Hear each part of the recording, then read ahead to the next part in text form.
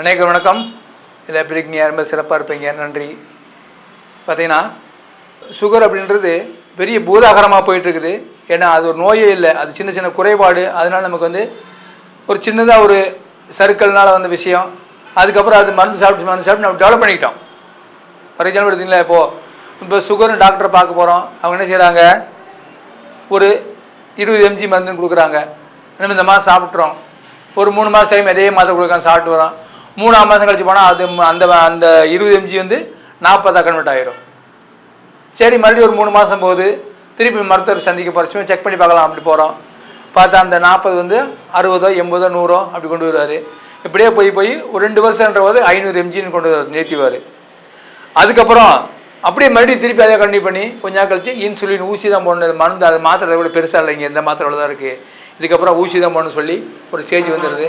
இதுக்கு என்ன காரணம் கேட்கும்போது, நமக்குள்ளே இருக்கக்கூடிய இந்த லிவர் சிஸ்டத்தில் இருக்கக்கூடிய கணையும் சொல்லக்கூடிய பகுதி அது சுரக்க வேண்டிய இன்சுலின் சுரக்கிறனால தான் நமக்கு இந்த பிரச்சனை.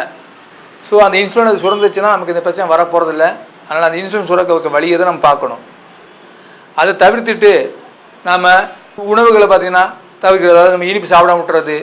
இப்போ இனிப்பு சாப்பிட்றனால சுகர் வருதுன்னா, இனிப்பு சாப்பிட்றனால சுகர் வராது, யாருக்கு வராது. இனிப்பு ஒண்டி சாப்பிடணும். அதாவது உடம்புக்கு 6 சுவை தேவை, அதில் இனிப்பு சுவை தான். அதில் கண்டிப்பாக சாப்பிட்ணும். அது அளவாக சாப்பிட்ணும். நல்ல இனிப்பாக சேர்த்து தேர்ந்தெடுத்து சாப்பிடணும், கண்டதை சாப்பிடக்கூடாது. இப்போது அந்த இனிப்புன்னு சொல்லும் பார்த்தீங்கன்னா, நாட்டு சர்க்கரையும் கரும்பில் தான் வருது, நம்ம இந்த வெள்ளை ஜீனியும் கரும்பில் தான் வருது. ஆனால் கூட சேருமான பொருள் இருக்குல்ல, அதை பொறுத்து அதோட தன்மை மாறிக்கிறது. பார்த்தீங்கன்னா ஒரு வீட்டில் பார்த்தீங்கன்னா ஒரு அப்பாவுக்கு 2 3 குழந்தை பார்க்குறாங்க. எல்லா குழந்தை ஒரே மாதிரி இருக்குது. ஆனால் ஒரே ரத்தத்தில் வந்த குழந்தை தான். ஆனால் இந்த குழந்தைக்கு இந்த தன்மை, அந்த பையன் வேறு மாதிரி தெரியும், அந்த வேறு ஒருத்தர் மாதிரி பெரிய திருடனாக இருப்பான், ஒருத்தர் மாதிரி பெரிய விஞ்ஞானியாக இருப்பான், ஒருத்தர் மாதிரி நல்ல சாமியாராக இருப்பார். ஏன்னா 3 பேர் ஒருத்தர் பொய்யே சொல்ல மாட்டார், சாமியாராக போயிடுவார். ஒருத்தர் பொய் மட்டும் சொல்லுவார், திருடுற வேலை, அவர் திருடவே இருப்பார். இன்னொருத்தர் பார்த்தீங்கன்னா அவர் ஒரு வேலை செஞ்சுட்டு இருப்பார். அப்படி ஆளாளுக்கு ஒரு வேலை செய்வாங்க. ஏன்னா ஒரே ரத்தம் தான். இதனால் அது சேரக்கூடிய விஷயங்களை பொறுத்து அது மாறுபட்டுறது.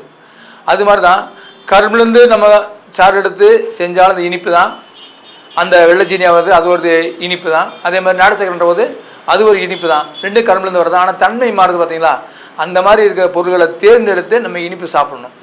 அப்படி இனிப்பு சாப்பிட்டு நம்ம உடம்பு தொந்தரவு பண்ணாது, நல்லதாக அமையும். இப்போது இந்த சுகர் ஏன் வருதுன்னா, நம்ம சாப்பிட்ற சாப்பாடு முழுமையாக ஜீரணமாகறதுனால அந்த கணையம் அந்த இன்சுலினை சுரந்து அந்த இன்சுலின் கலந்து போனால் தான் முழுமையாக ஜீரணம் அடையும். நம்ம அப்படி இல்லாதனால நமக்கு இன்சுலின் சரியாக சுரக்கலைன்னா அது சரி ஜீரணமாகாது. அது நமக்கு குளுக்கோஸாக கன்வெர்ட் ஆகாது. சும்மா இப்படி வெறியதாக தான் இருக்கும். அதனால் நமக்கு சுகர்னு சொல்கிறாங்க. இதை சுரக்க வைக்கிறதுக்கு நமக்கு ஒரு சில மூச்சு பயிற்சி, யோகா பயிற்சியெல்லாம் இருக்குது. அதெல்லாம் செஞ்சு பயன்பெறலாம். இந்த சுகர் திருப்பி வராமல் பார்த்துக்க நம்ம அருமையான இயற்கை மருந்து சொல்கிறேன். முடிஞ்சவங்க செஞ்சு பயன்பெறுங்க. முடியாதவங்க நம்ம வைத்தியசாலைக்கு வாங்கி பயன்பெறுங்க. இதுக்கு பார்த்திங்கன்னா ஆவாரம் பூ, இலை, விதை, பிசின், வேர்பட்டை, மேல்பட்டை, சிறு குறிஞ்சான், நாவல் கொட்டை, மருதம்பட்டை, கீழநள்ளி, இந்த மாதிரி முக்கியமான மூலிகை கலவைகள் சேர்த்து நீங்கள் தேநீராக பயன்படுத்தலாம், கஷாயமாக பயன்படுத்தலாம், இல்லை பவுடர் பாமாக பயன்படுத்தலாம். எப்படியான பயன்படுத்தலாம். உங்களுக்கு தேவைக்கு தகுந்த மாதிரி நீங்கள் செஞ்சுக்கலாம். இதெல்லாம் செஞ்சு பயன்பெறுங்க. முடியாதவங்க நம்ம வைத்தியசாலை கிடைக்கும், அதை வாங்கி பயன்பெறலாம். என்ன பார்த்தீங்கன்னா, இந்த சுகர் இருக்கவங்க தயவு செஞ்சு சுகர் தவிர்க்காதீங்க. சுகர் அளவாக நல்ல சுகராக சாப்பிடுங்க. நாட்டு சர்க்கரையை அளவாக பயன்படுத்துங்க.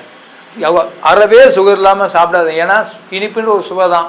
உங்களுக்கு இனிப்பு சுவை கண்டிப்பாக உடம்புக்கு தேவை. அது தவிர்த்துட்டிங்கன்னா அதுவே நோய் தான். உங்களுக்கு 6 சுவையில் ஒரு சுவையை விட்டுடுறீங்க, விட்டால் அதே நோயாக மாறிடும். அந்த மாதிரி இல்லாமல் கண்டிப்பாக இனிப்பு எடுங்க, அளவாக எடுங்க, நல்ல பொருளாக எடுங்க.